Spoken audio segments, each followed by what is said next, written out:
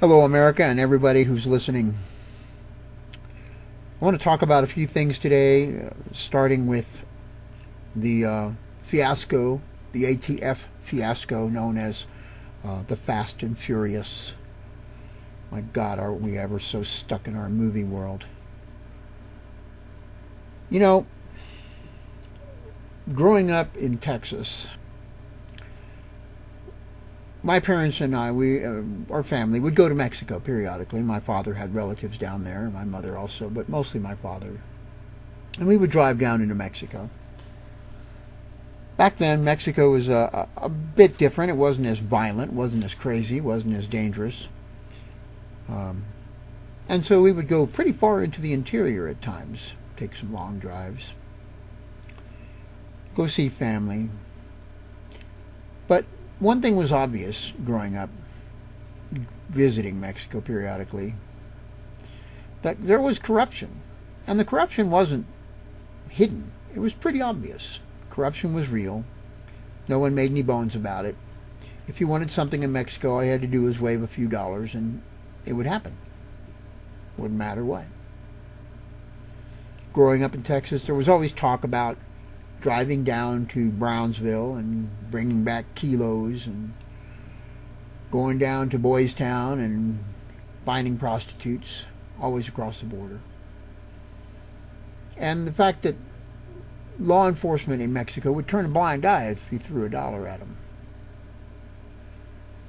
Now, the Fast and Furious fiasco is obviously not as stupid as some people might think it was. ATF isn't full of buffoons and morons. Not at all. And the DEA is definitely not full of idiots and fools. No. We're talking about college-educated law enforcement individuals. Some of them who are there to actually do a job, a real job. And some of them who are there for other reasons. Who knows what their private agendas may be. I want to share something with you. In my news archives, I was digging around and I found a story. This story dates back to, let's find it, New York Times Current Events Edition, 1997. The title of the piece, it's very brief, is U.S. Helps Mexico's Army Take a Big Anti-Drug Roll. It was released December 29th, 1997. The abstract. Hoping to build a new bulwark against the flow of illegal drugs from Latin America, the United States is providing the Mexican military with extensive covert intelligence support and training hundreds of its officers to help shape a network of anti-drug troops around the country. United States and Mexican officials say. The effort has proceeded despite growing American concern, even then, that it may lead to more serious problems of corruption and human rights in one of Mexico's most respected institutions. United States officials say, a United States intelligence analysis of the military's drug ties, for instance, will cite evidence of extensive penetration of the officer corps. Two people who have seen draft versions of the assessment said.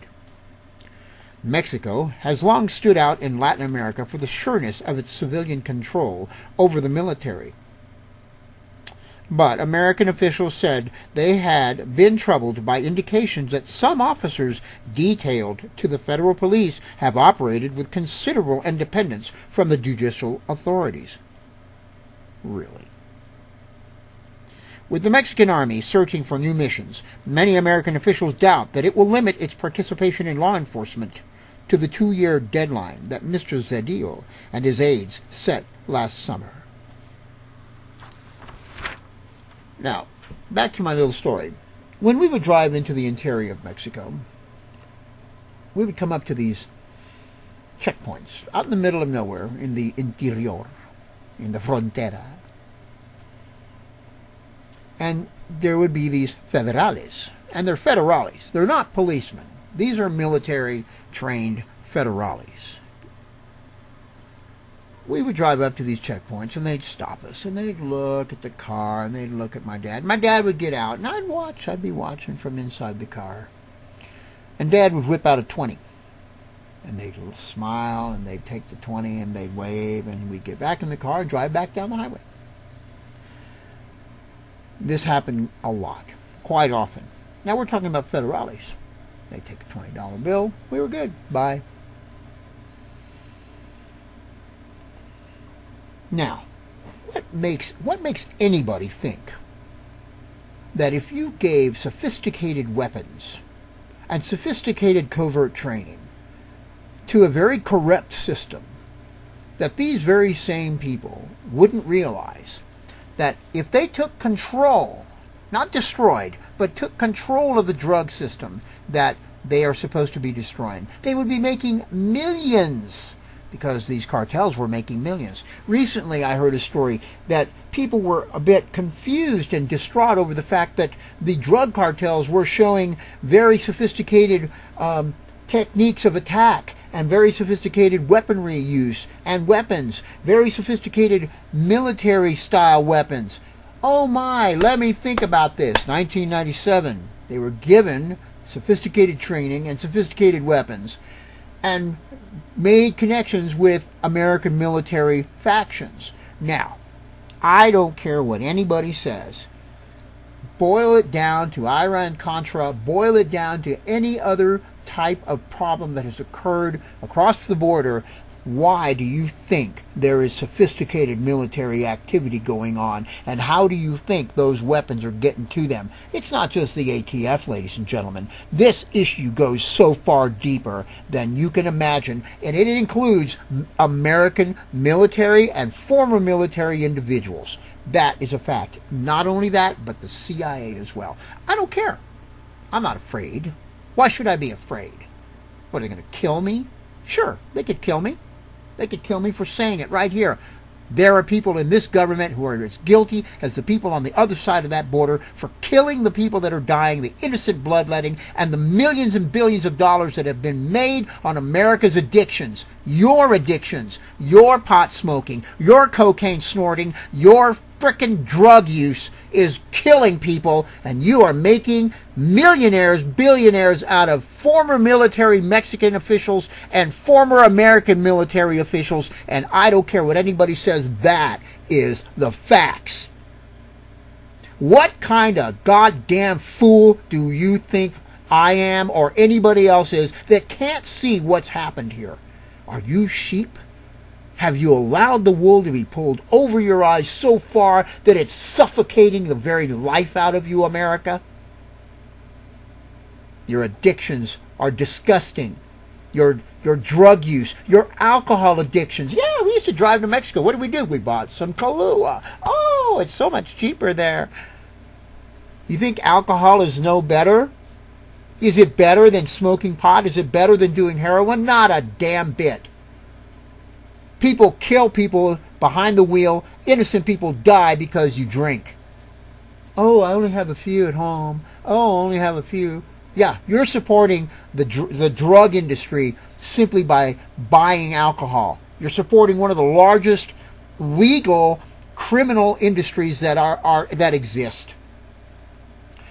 You go to the pharmaceuticals, doctors are constantly trying to make you buy drugs you don't need. Read the contraindications. If you don't shit blood, you puke bile. If you don't puke bile, your eyeballs dry up. Come on, people. Do you think the pharmaceutical industry gives a shit about your health? You can go all up and down this issue. Drug addiction is not just an illegal game. It is legal too. Pharmaceuticals are a legal drug addiction. People, America, and the rest of the world, listen, we're in deep shit. They have got you drugged, dying, fearful. They have got you every other way but in the place you should be, and that's believing what's really true. And what's true is not what they're telling you. The ATF got caught with its pants down, but do you think that anyone in Congress isn't a part of this?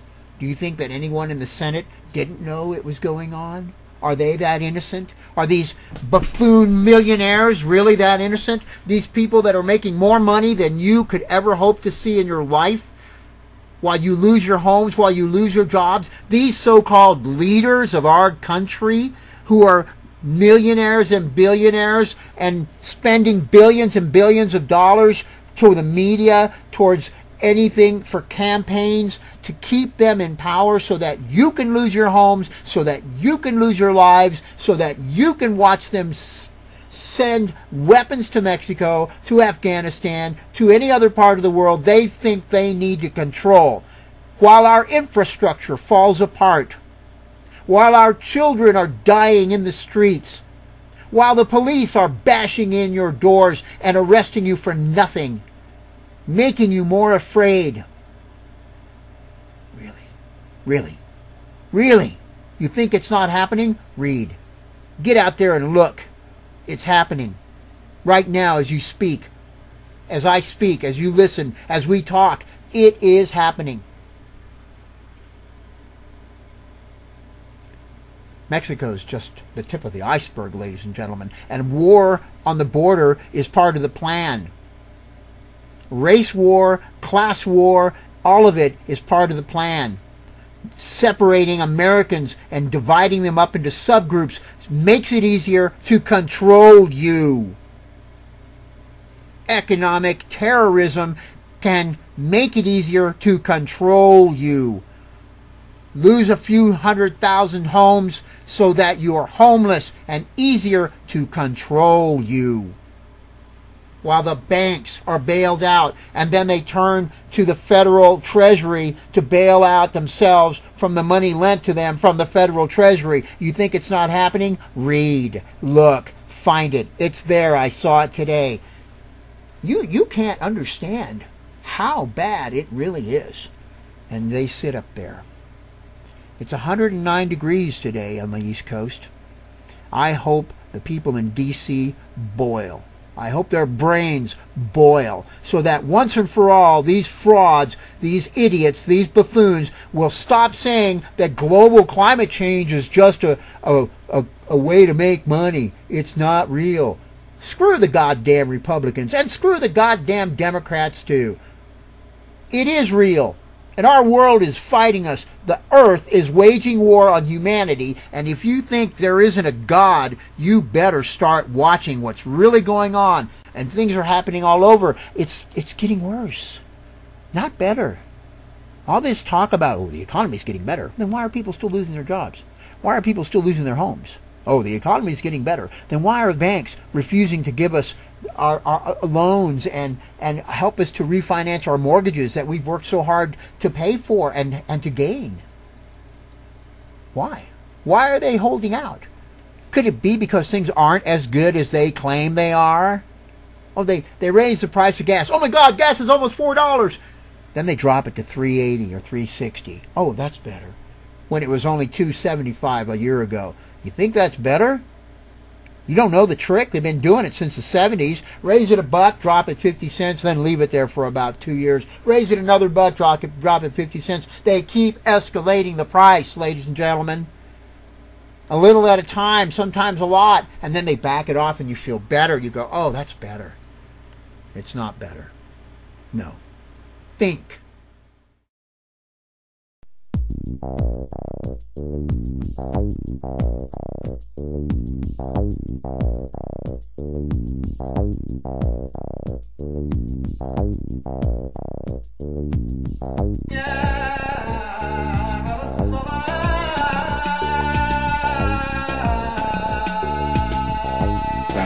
I'm the dictator. If this were a dictatorship, it'd be a heck of a lot easier.